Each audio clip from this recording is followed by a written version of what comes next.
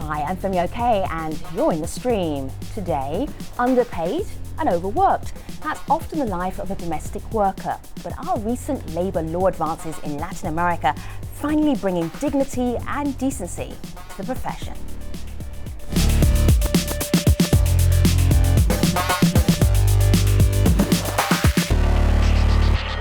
Filling in for Malika Bilal, who is off this week. Our guest digital producer, May Al Hassan. May, domestic workers, they're all over the world. Our online community, all over the world. So I really want to know what they want to know about this subject. Basically, what the community is saying is that Latin America indeed is a model for the rest of the world. Okay. But they want to know about this enforcement gap issue. They want to know, realistically, how is it possible? How can they enforce these laws and regulations? We have a tweet from El Haji that says, "The reform has been hailed as the second abolition of slavery, but the speculation that it will lead to unemployment is untenable." So what are your thoughts? Don't forget to tweet us throughout the show using the hashtag AJStream. Joining us in the studio, we have Molly McCoy, and Molly is the director of the Americas region at the Solidarity Center here in Washington, D.C. Molly, it's great to have you in this conversation. Thank you so much. You'll hear more from Molly in just a moment, but before we start, here's a look at some of the other stories that we're following around the world.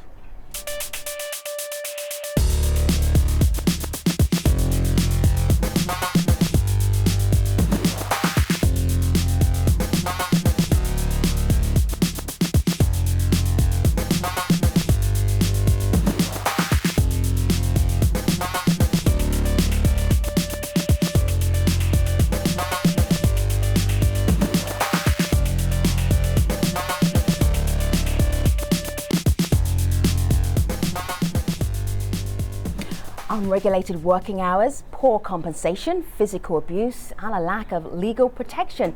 That's often the life of domestic workers around the world. In Latin America, more than 19 million workers clean a house, cook meals, care for children and the elderly, yet to many, they've always been invisible.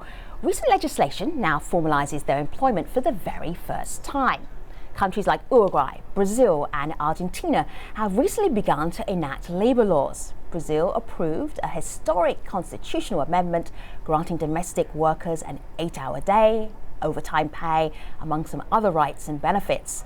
Despite these advances, though, countries in regions like Peru and Mexico are still lacking behind. So, what is the fallout for the domestic work industry in Latin America, and what can the rest of the world learn from these advances? To discuss this and a lot more, from Mexico City, Mary Goldsmith. She's a professor of women's studies at the Metropolitan University in Xochimilco. She's been doing research about domestic work across Latin America for more than 3 decades. Joining us from Lima, Peru, Carmen Roca. She is their Latin America advisor for women in informal employment, globalizing and organizing, or for short, WIGO. And Adriana Scardino of the Social Welfare Bank of Uruguay is also here in the mix. Let me start, though, first of all, with Mary. It feels like Latin America, they've reached this milestone with domestic workers and legislation. Why has this happened? Why do you think this has happened, Mary? Well, I think there are two. I think there are two questions, perhaps, that are reasons why there have been these tremendous changes in Latin America. First, I think it's important to bear in mind that Latin America, well, given that you said there are over approximately 19 million domestic workers in Latin America, right? This is roughly a third of all domestic workers in the world are within this region now. So numerically, it's very important, and also. Sure. Depending upon the country, it's roughly between roughly 15% of all employed women are domestic workers. I think that one of the questions that really is fundamental to these changes as well is that domestic workers have organized in the region even since the first decade of the 20th century. Sure. So there is like a long history, although often unrecognized, of domestic workers organizing in the region. Right. The Latin American and Caribbean Confederation of Domestic Workers, which included representatives from 13 countries, was founded in 1988. Okay. So that definitely is a question that had to do with a lot of the changes in in domestic workers' conditions. Okay, Mary, I'm going to bring in the community here because they have a lot of questions. And also, Molly, you have something as well. I do. Go ahead. And I'm really glad that Mary mentioned organizing because I think she hit the nail right on the head. Right. So this is a global movement. Unions and domestic worker organizations around the world are organizing now to be recognized as workers and to have the full rights of workers. What you see in Latin America that's really unique are really strong social movements. So you have unions that have stood hand in hand with domestic worker organizations that have done a good job reaching out to the community and fighting together. Because I think we can't forget that no single organization can accomplish this. A union on its own can't do it. An NGO can't do it on its own. And what you've seen in Latin America, and the reason that Latin America is responsible for half of the ratifications of this new ILO standard on domestic workers, is that all of these organizations have come together to fight for this, and these women are leading the charge. Sure, May. Yes. So I know I want to get to the rest of the women in our hangout, but I want to address Molly and Mary in this next question because it's kind of a general one in regards to the catalyst. Lisa Marie on Facebook commented, yes, it can, in response to whether or not Latin America can be a model for the rest of the world, and she specifically pinpoints Nicaragua as an example. But she was saying, her rationale was that it's because there are human rights and workers' rights movements that are happening in Latin America. So Molly and Mary, is that the case? Is that the reason why? Is it kind of pinned on to these other movements? Absolutely. So when I say social movements, that includes human rights movements and trade unions. And I think the reason that there's a global standard on domestic workers now that recognizes them as workers, that says they have a right to overtime, they have a right to minimum wage, they have a right to time off, is because in the ILO, the International Labor Organization, it's a really formal space. It's employers, workers, unions, and governments. Unions and domestic work organizations pushed this into the forefront in Geneva 2 years ago, got this standard passed, and so now you see across the region organizations that are fighting on the ground to actually make it a reality.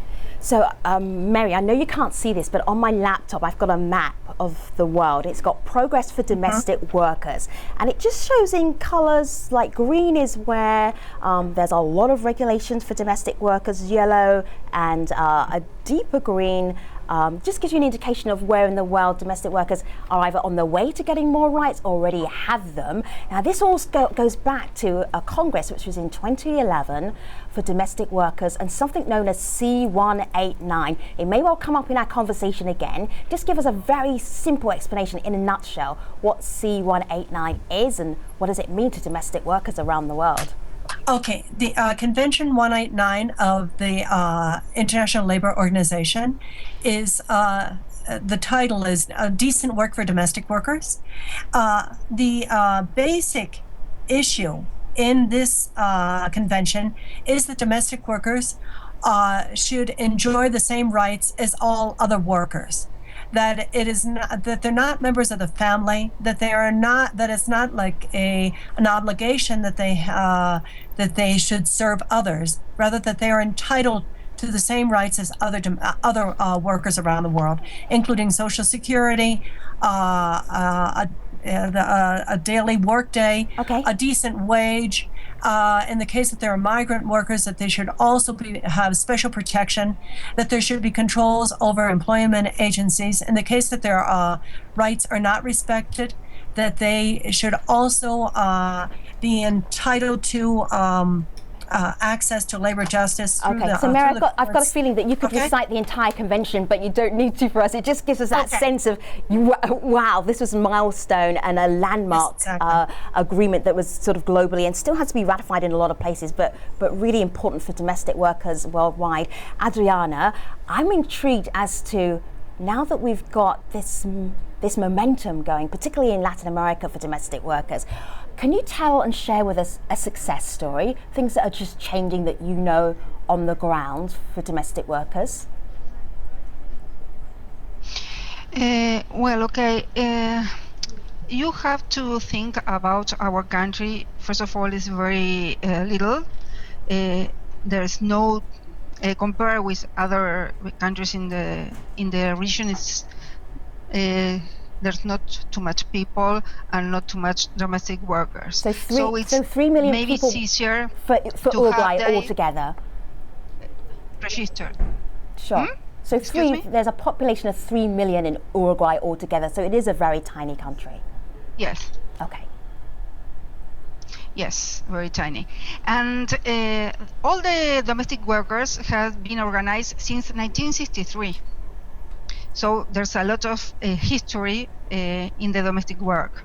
The union was refounded in 2005, and they participate in the law, in passing the laws, and they participate in working groups with their opinions about what is right and what is not. Sure. So I think, and they have a very strong union.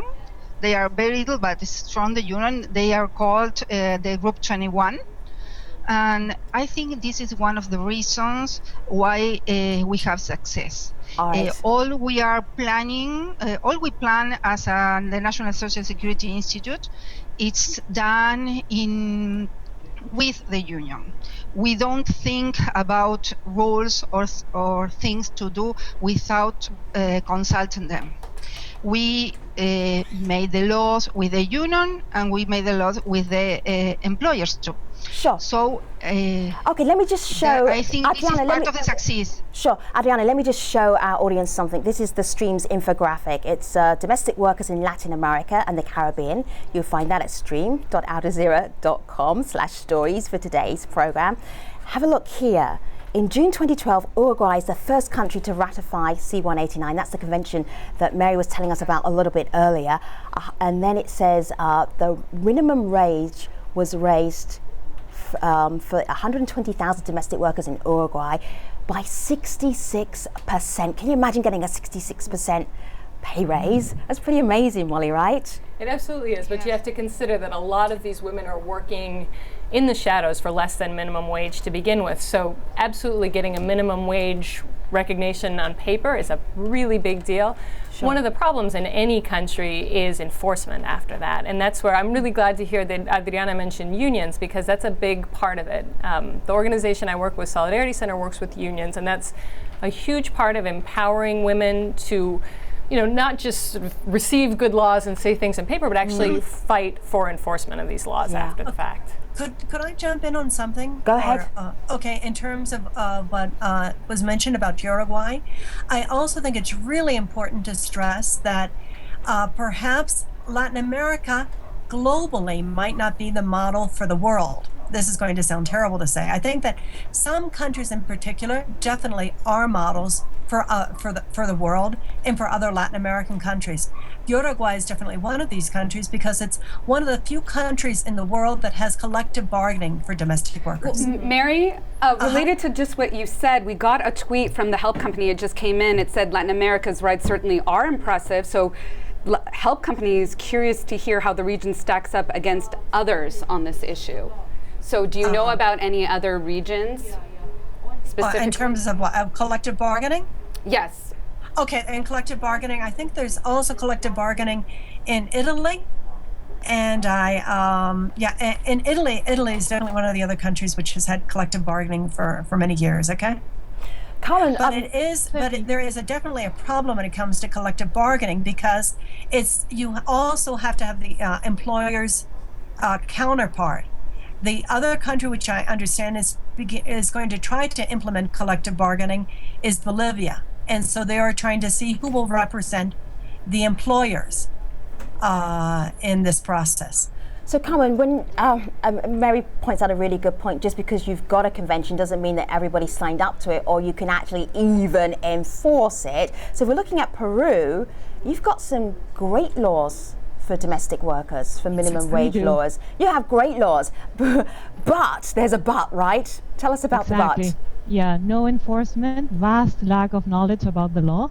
In fact, Femi, I wanted to thank you for choosing this topic for the show today, because it's such an important issue, and the look that you are giving to the program of putting Latin America as an example, I think is valid in the sense of that we have good regulations in place in many countries, Peru being them, but terrible enforcement and zero compliance. So what we have to work on is getting around the table ministries of labor, tax offices that are the ones responsible for registering and for collecting the fees for the social security and the pension schemes of workers, but most of all, getting this legislation known to people and having penalties for when the legislation is not complied with, and also incentives for people to register their domestic workers.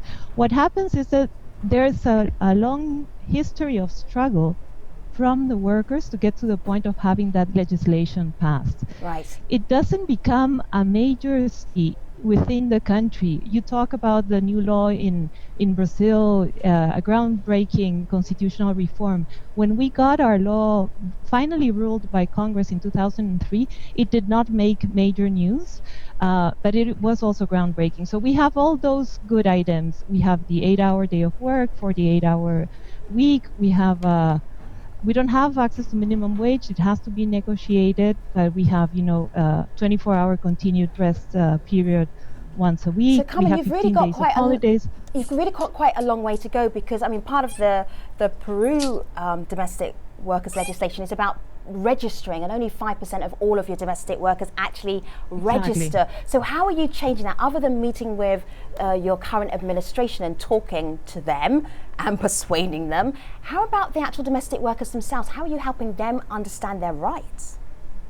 Well, the first thing is to, as we say in WIGO, is build the capacities of the workers themselves to be aware of their rights. Because when I say that there's a vast lack of knowledge about the legislation, we're talking both about the employers and about the workers. Both sides do not know what their rights and their obligations are. Sure. There's still a concept here that you have a girl helping out at home, helping the lady at home. It's not perceived as a worker working for an employer.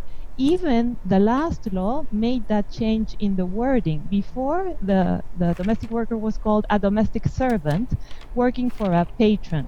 So now we have the right words. It's domestic worker for an employer. So you have to build the capacities of those unions.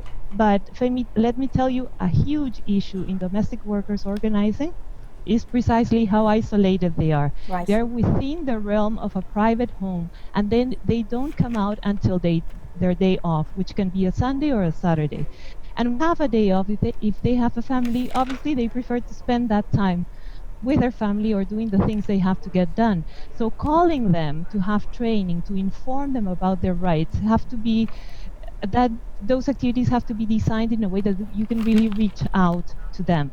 And the other thing, apart from what you said, bringing to the table the right people that have to do with the registration, is making that registration easy for the employer. Sure. We cannot be asking people to come to the tax office with a photocopy of your ID, a photocopy of the worker ID, 2 photocopies of your last electricity bill, and then once you're done, you have to go to any bank, which is good, but you cannot pay the benefits over the internet. All right, Carmen, you are fantastic on this subject. I'm going to ask you to take a breath, because I could listen to you for the next half hour, but I want to actually personalize this conversation. Sure. We keep talking about domestic workers as a phrase. I actually want to introduce you to one.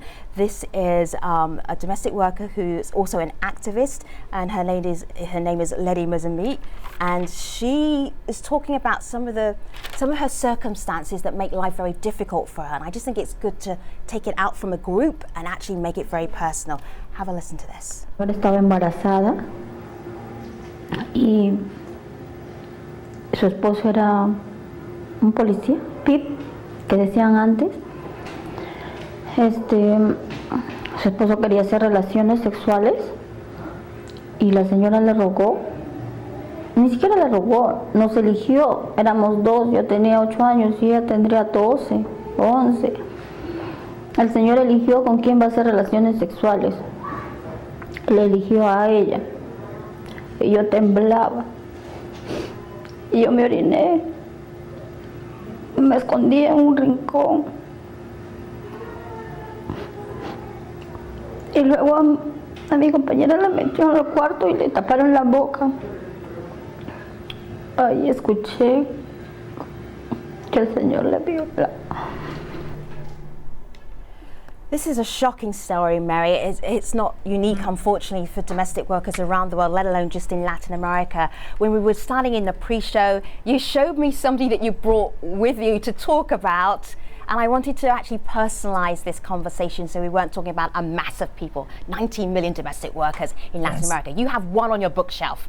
Can you show it to us? And Here's- who is she, and this is- why is she important to be in the conversation? This is Isidra, okay. who is a member of the Center for Support, as a support group run and directed for domestic workers. And as it states here, my rights do not have any borders, no?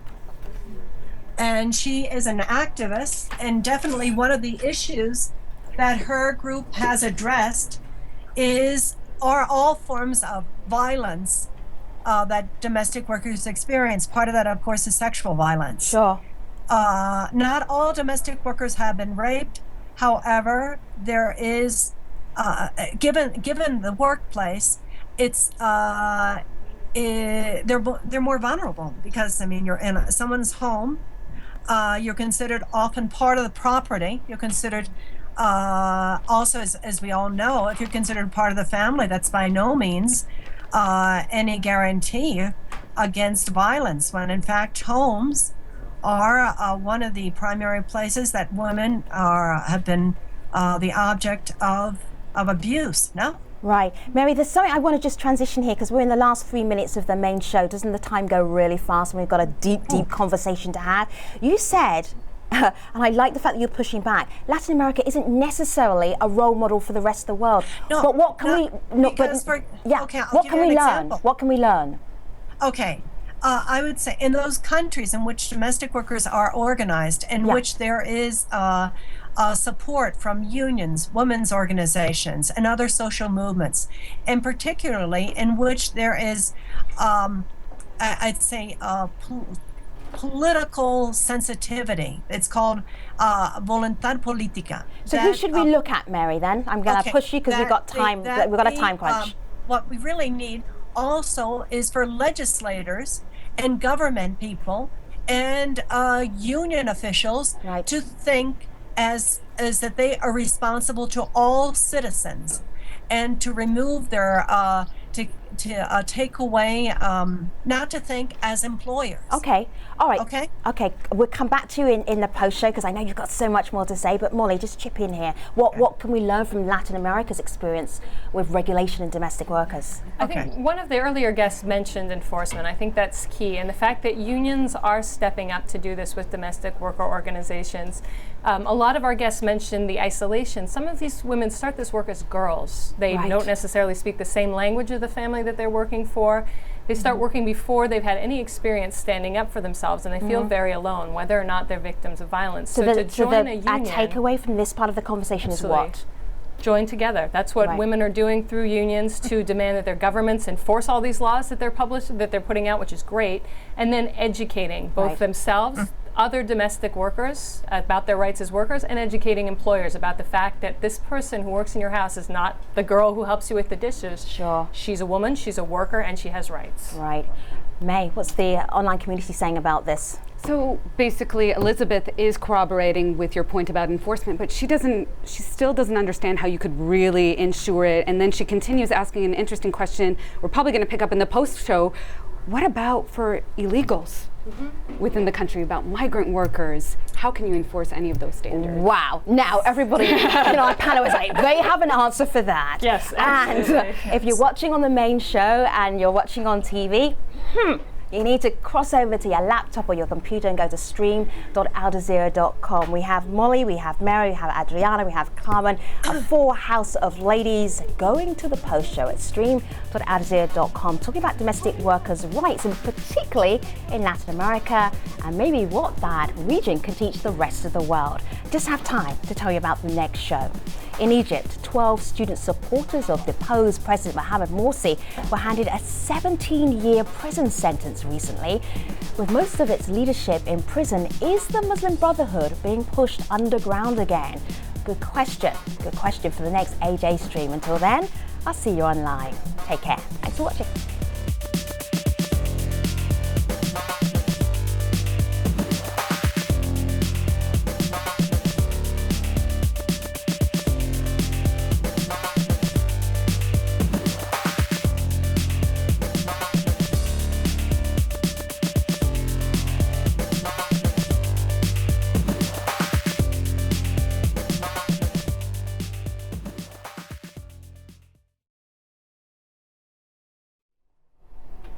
Hello again, this is the Streams Online Post Show. Today we're having a conversation about the rights of domestic workers in Latin America.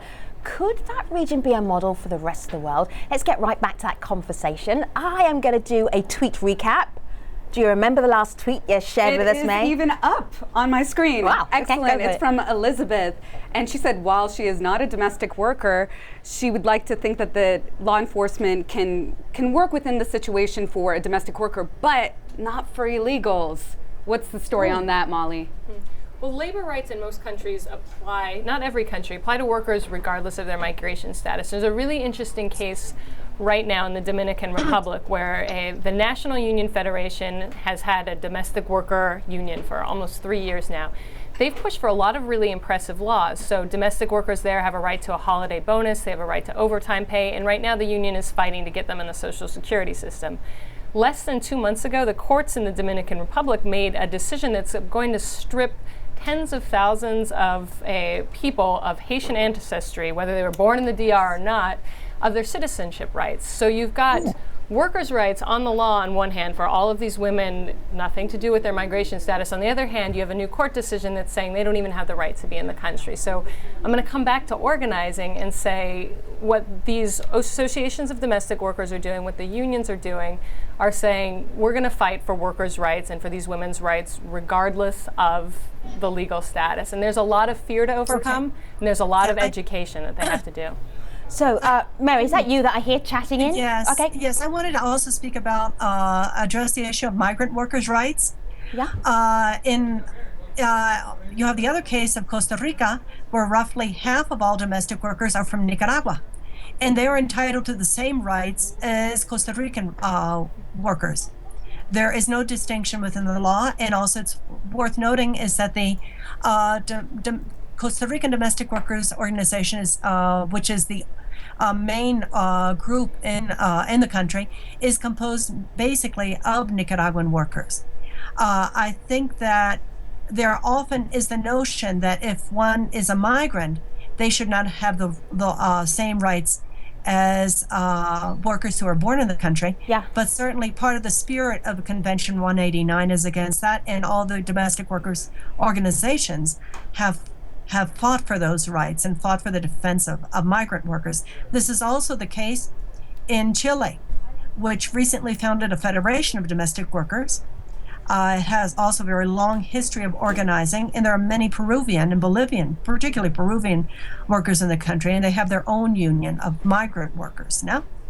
So I think that this is a question of educating the public and also fighting racism and xenophobia, no? The other question I wanted to talk about was compliance and how take a breath, Mary, because I want to share the conversation. Yeah. Come and jump in. Go Yes, ahead. Femi, I wanted to jump in about migration, to talk about internal migration, because most of domestic workers in Peru and in the Andes come from the highlands of the country or the Amazon areas, migrating to the cities, to the coast, in the case of Peru, to Lima, also a third of the population in the country. Right. These people suffer discrimination, suffer humiliation, and suffer domestic, Are we violence talking and about like sexual an harassment. ethnic discrimination? Are we talking about racism here? We are. All right. Okay. We are. Okay. And that aggravates the situation because as they are isolated, it is more difficult for them to overcome those kind of abuses. Now, as we are talking about the the vital importance of enforcement, we have to think of this in the same way that we would think of the rights of other workers, or in the same way that we think citizens have to comply with laws such as paying taxes. If you don't pay your taxes, or if you don't pay your electricity bill, or if you don't pay for the benefits of a formal worker that you have on time, you will pay a penalty. What's the worst that can happen to you though in Peru, Carmen, if you don't actually, as an employer, you don't treat your employee in the best way? What's the worst that could happen to you right now? Currently, talking about domestic workers, nothing will happen. There's no penalties. So no penalties. So you've got this fantastic law, no penalties whatsoever. I know I've got lots of people all staring at me wanting to be part of the conversation. Molly's like, pick me, pick me. May's like, pick me, pick me. Okay, Molly, you are a guest. May, the community is really important. They're also a guest. So let me do Molly, then May. Is that okay? That May? works. All right. Great. Really quickly, and speaking to what Carmen just said about racism, I wanted to share at the beginning of a success story, which is a new union that was formed in Colombia. It's the Union of Domestic Service Workers. It's the first ever union that is just Afro-Colombian women. So they formed a union to defend their rights as domestic workers, to defend their rights as Afro-descendant workers, and as women. So it's a new thing in the labor movement, and it's making waves in Colombia, you know, both in the society but also within the labor movement. It's not used to seeing a lot of Afro-Colombian women standing up and saying, we are defending our rights as workers, but we're also defending our space in this trade union movement. So it's really remarkable. I have to share this with you, but I know May is going to be kicking me under the table. So if I flinch, you know it's May. Like, hello, I'm still here. Talking about hello, hola is a Spanish magazine. Yeah, you know Hello magazine. It's a gossip. But this was an edition which featured a very wealthy Colombian family. And this caused such a furore online because look in the background, they're almost like furniture. Domestic workers here, and it just shows up the difference between the very rich sort of European heritage of Colombia and then in the background, the invisible domestic workers. And now you've been waiting for her for such a long time. May and the community, thanks for your patience. Yes, and Femi, what was just being said, it's also happening in Mexico. There are two trade unions of indigenous women that are domestic workers, but are indigenous from the highlands of Mexico, Chiapas, and all those areas. So it's actually interesting. Thank you for prepping me for this next video, by the way. So, Mary, we're going to hear from your city mate in Mexico City, Marcelina Bautista. She has about a minute of her own story, her personal account of what it's like to be a domestic worker in Mexico, and these terms that we've been throwing out, isolation and feeling like, why are my rights not being respected? I'm working in such an intimate environment as your home, are heard in her story. I just wanted to play it for you guys. Soy Marcelina Bautista. Migré a la Ciudad de México a trabajar como empleada del hogar. Durante 22 años trabajé en esta actividad en la cual experimenté experiencias de marginación por ser trabajadora del hogar. Durante este tiempo me costó mucho trabajo ya que dejé a mi familia para dedicarme a otra. Las patronas dicen que somos de su familia y muchas veces no nos tratan igual. Yo trabajé en esta actividad por la necesidad de mantener a mi familia, pero los salarios que a veces nos pagan es muy miserable, el cual no corresponde a las actividades que realizamos en las casas, además de que no hay ley que respete nuestros derechos. Nuestro gobierno no hace nada para reivindicar nuestros derechos y hacer respetar nuestro trabajo. So Mary, you're in Mexico City. Can you update us? What is going on in Mexico? Is this woman's concerns valid? Well, I would like to also stress the importance of Marcelina Bautista. She was the former Secretary General of the Latin American and Caribbean Confederation of Domestic Workers, and she is currently the coordinator for Latin America of the International Domestic Workers Federation. And she has a long-time activist, and she's really an admirable leader. Mexico is recently reformed its labor law, and it was very sad because there was a proposal. There was to grant domestic workers the same rights as other workers. This was formulated by a group of the women from the domestic workers organizations, and also by a number of legislators who were feminists, activists now. And there still is not the right to an 8-hour day for domestic workers here in Mexico, even though this is recognized within the Constitution of 1917. The only thing that is, there's a limit, or let's see, well, actually, the only thing you're guaranteed is a right to 9 hours of sleep and a 3-hour break during the day. So in fact, a 12-hour work week in Mexico is considered legal. No? Right. Their domestic workers are not entitled to Social Security as other wage employees. Okay. No?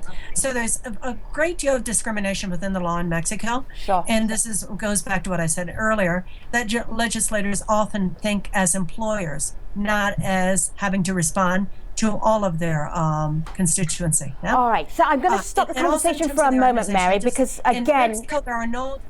Mary, just hold tight for one moment, because again, I could speak to all of you for literally hours on end. There's so much to talk about, so I apologize for me walking over you. We're out of time on this, but there was one person I really wanted to get to very quickly, and that is Adriana, because Adriana, one of the things you do is enforcement. We're talking about the best case scenario for domestic workers, not just in Latin America, but around the world.